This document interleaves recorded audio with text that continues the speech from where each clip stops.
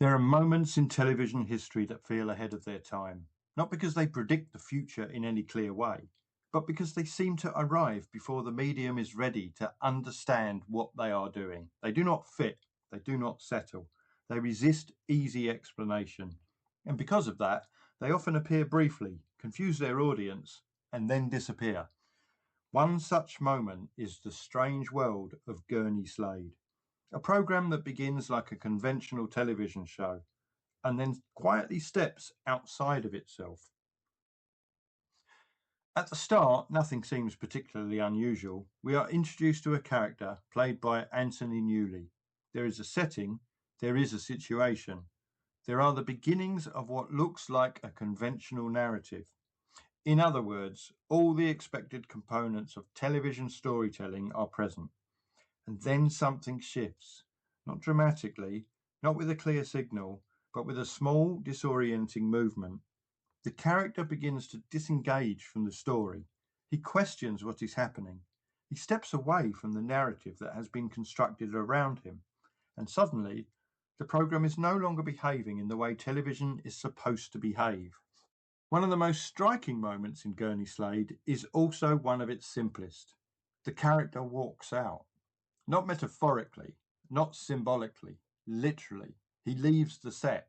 He steps away from the constructed world of the program, and he continues to exist outside of it. This is not something television was designed to accommodate.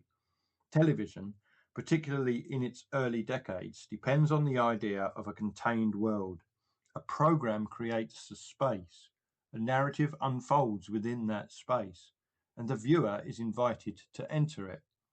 But Gurney Slade disrupts that arrangement. It suggests that the world of the program is not fixed, not sealed, not even particularly stable. And once that idea is introduced, everything else begins to shift. What follows is not chaos exactly. The program does not abandon structure entirely, but it loosens it.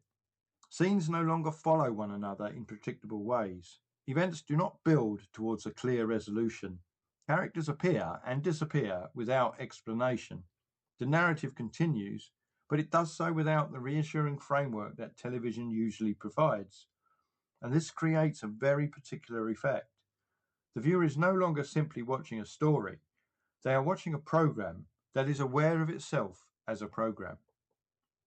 It would be easy to describe this as breaking the fourth wall, but that phrase suggests a temporary gesture. A character turns to the audience, acknowledges their presence, and then returns to the story. Gurney Slade goes further than that. It does not break the fourth wall, it removes it. The separation between the program and the viewer is no longer stable. The character is not contained within the fiction. The fiction itself is not fully contained. And the result is a kind of television that feels unsettled, not because it is confusing in a conventional sense, but because it refuses to behave according to the rules we expect. So in effect, Gurney Slade is not just telling a story. It is exploring what it means to be a television program. It is asking questions that television does not usually ask. What happens if a character does not accept their role?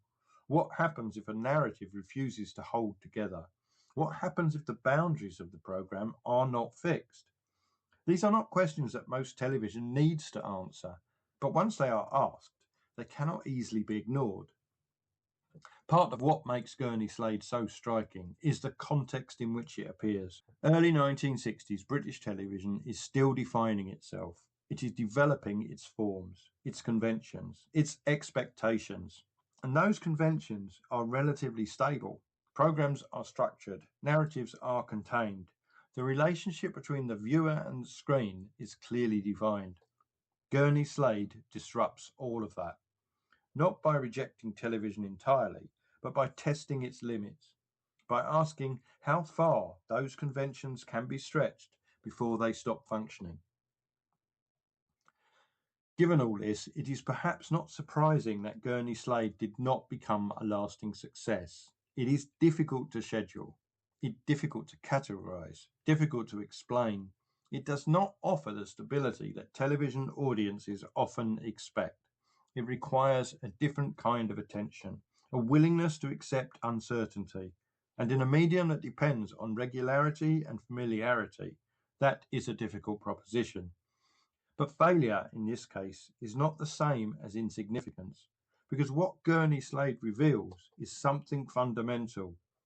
Up to this point, much of television behaves as though its form is natural, as though the way it tells stories is simply the way stories are told.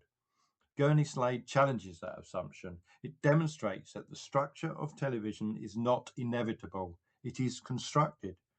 And if it is constructed, it can be changed. This is a crucial realization because it opens the possibility of different kinds of programs, different relationships between character, narrative, and viewer, different ways of using the medium. What makes Gurney Slade particularly interesting is not just what it does, but what it suggests. It hints at possibilities that television would explore more fully later: meta-narratives, self-aware storytelling, programs that acknowledge their own construction. At the time, these ideas are unusual, even uncomfortable, but they do not disappear, they remain, and over time they become part of the language of television. One way to understand Gurney Slade is to see it as existing between two forms of television. On one side, there is traditional narrative television, structured, contained, predictable in its rhythms. On the other, there is a more experimental form, flexible, self-aware, willing to question its own assumptions. Gurney Slade sits between these two. It does not fully belong to either, and that is what gives it its particular quality. It feels transitional, not in the sense of leading directly to something else, but in the sense of revealing that change is possible. One of the reasons the program is so memorable is that it creates a sense of discomfort, not in a dramatic or emotional way, but in a structural one. The viewer is never entirely sure how to interpret what they are seeing. The usual cues are absent. The usual expectations are not met, and this forces a different kind of engagement. Instead of following a story, the viewer is aware of the process of storytelling itself. Gurney Slade does not present itself as revolutionary. It does not announce its intentions. It does not explain what it is doing. But in its quiet, understated way, it challenges the assumptions of the medium. It suggests that television does not have to behave as it always has, that its structures are not fixed, that its boundaries are not absolute. And that is a significant idea, even if it takes time to be fully realized. Looking back, Strange World of Gurney Slade can seem like an anomaly, a program that does not quite fit into the history of television. But it does reveal something that is easy to overlook, that television, even in its early years, contained within it the possibility of something different, something less stable, less predictable, more self-aware.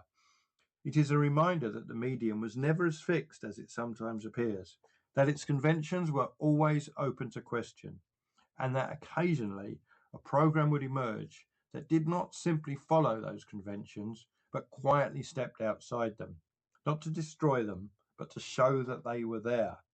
And once you can see the structure of something, you begin to understand how it might be changed. Gurney Slade does exactly that, a program that refuses to behave like television, and in doing so, reveals what television actually is. Thank you very much for listening. I always appreciate that. I will be back on another day with another television show. Bye.